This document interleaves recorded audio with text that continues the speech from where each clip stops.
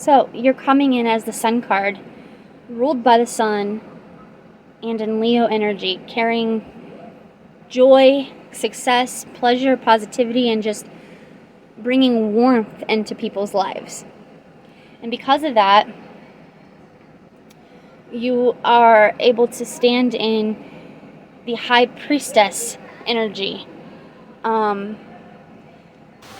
making the things that were hidden to your subconscious revealed. Things that were hidden from you from other people is being brought to the forefront so that you can release the people and things that no longer serve you, and you're able to move forward in your divinity, in your sacred knowledge, and helping you believe and trust in yourself.